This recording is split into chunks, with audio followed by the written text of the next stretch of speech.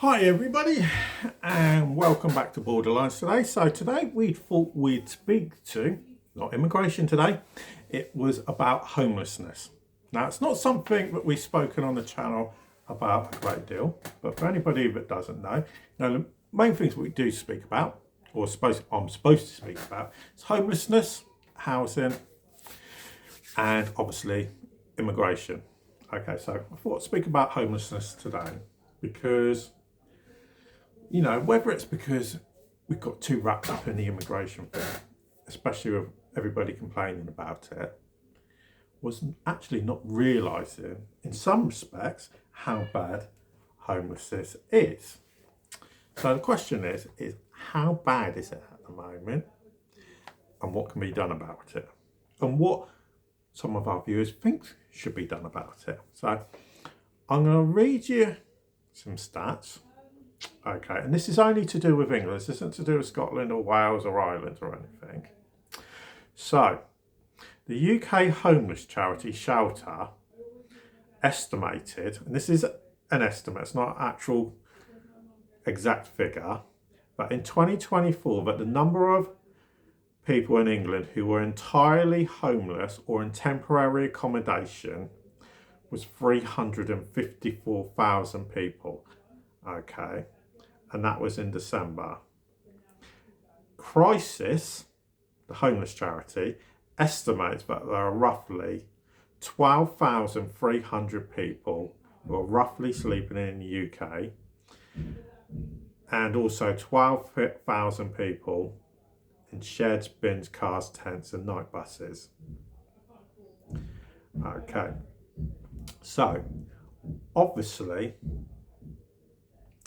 not great. It's not great reading, to be honest. So the question is,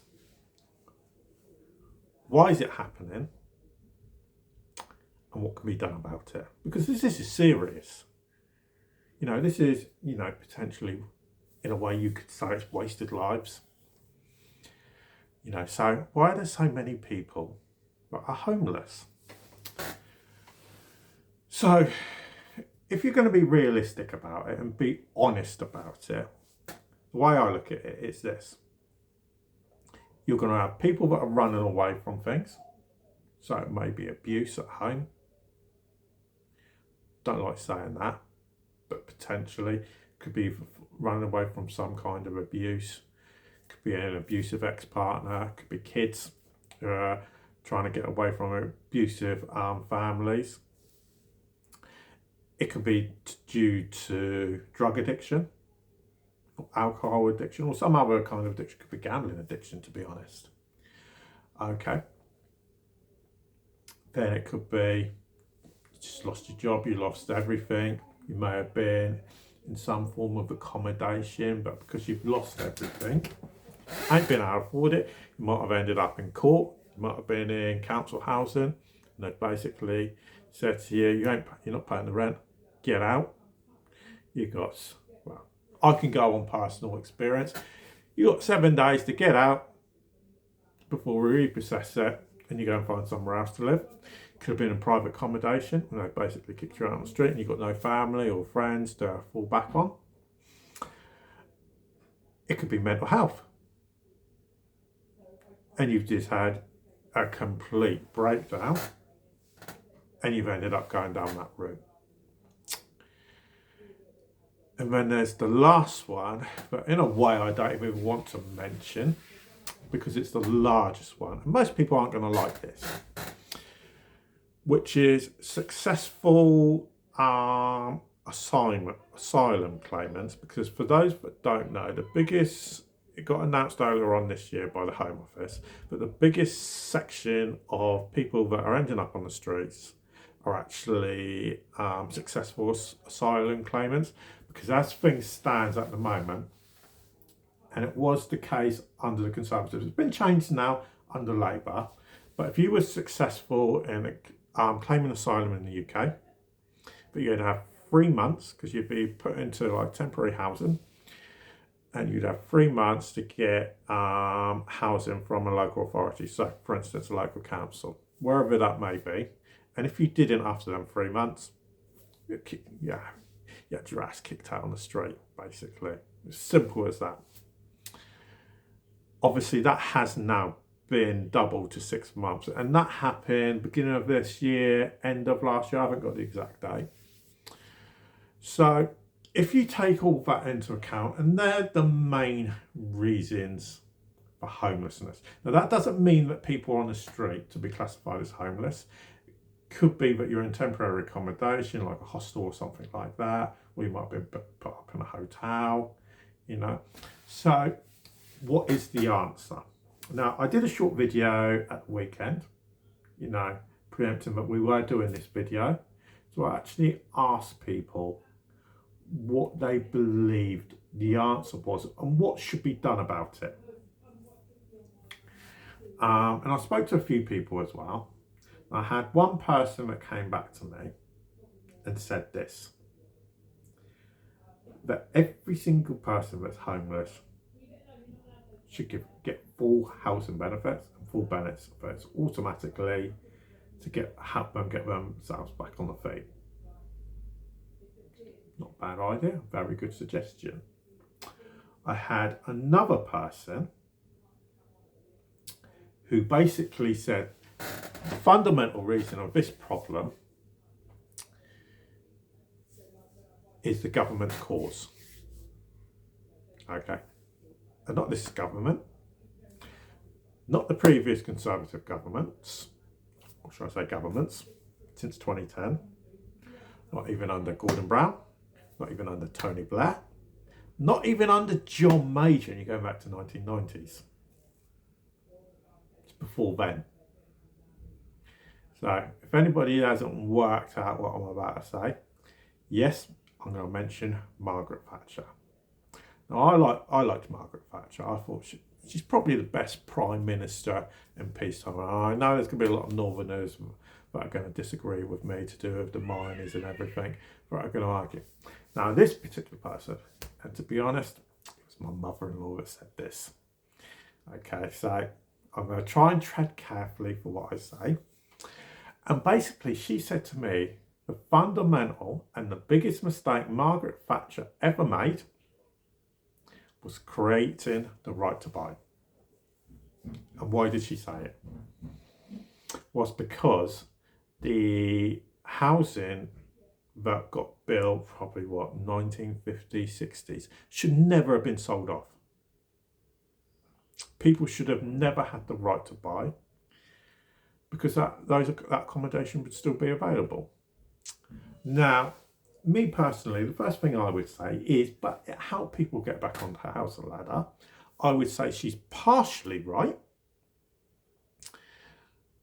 because the government should have never said, as in Margaret Thatcher's government at the time, should have never said local councils cannot reinvest that money into building new stock, which is what happened at the time, and it's still the case now, which was absolutely ridiculous. I'm not saying that there weren't other things that they needed to invest the money in, because obviously the country in the 80s was quite a mess, and I am old enough to remember the 80s as I was born in the late 70s.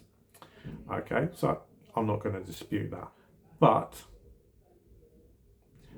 I would say there are good things, but there were bad things that have come out of Right to Buy, which I believe is still running anyway at the moment. Okay. And another person said to me,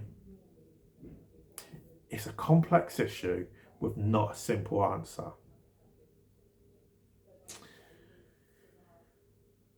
And I had another person that said to me, and this is going to be really controversial, and he basically said, what should happen is all these immigrants that are in the hotels up and down the country at the moment, illegal immigrants, and I can't believe I'm going to actually repeat this, should be deported immediately and put homeless in there. Because homeless, you know, a lot of these people are people that provide society. Some of them could be ex-service personnel. Now, would anybody in their right mind say ex-service personnel that may have suffered from PTSD or something like that, they may have fought in Iraq or Afghanistan, or we could go before that in the Balkans or Ireland, or even go even further back to the Falklands in the early 80s. Would anybody be brave enough to say that they shouldn't be put up in a hotel and get them off the streets and provide them with the services that are needed? I don't think that they would. So they've got some kind of ground on that, which I could potentially agree with. Illegal immigrants being automatically deported, I think again it's not going to happen, especially under our current government. But could more be done to support the homeless? Categorically it could be done. But the one thing I would say is, do they want help? Do they want support? Do they want to get off the street? Do they want maybe help with their mental health? Do they want help with being able to get benefits so they can restart their life and become contributors to society at the end of the day? I would suggest there probably are quite a few that would like that.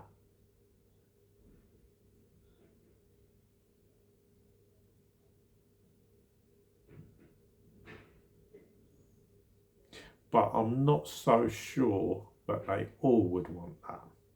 So it's one of them strange ones.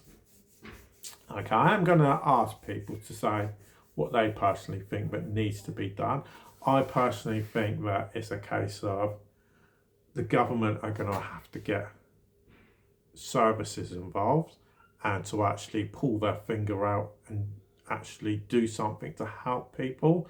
You know, the thing with the amount of asylum applicants that have been successful, that needs to be resolved. You know, getting the services to do with alcohol and drug abuse, they need to be there to actually support them. That is going to be a tougher one, because that's going to be an ongoing circle at the end of the day. If they don't want to give it up, there's the potential they're going to end up back on the streets.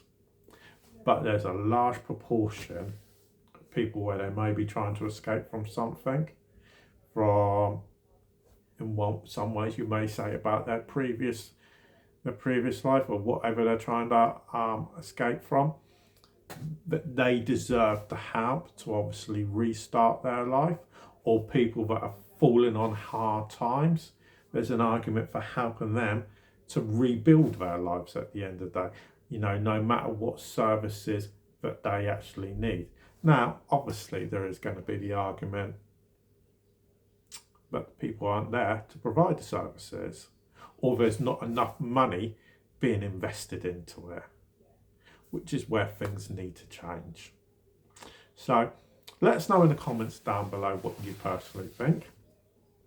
You know, do you think something else needs to be done? So let us know in the comments what you personally believe. Obviously, thanks for listening. Okay, we will bring out some more videos about homelessness and housing in the upcoming days and weeks ahead.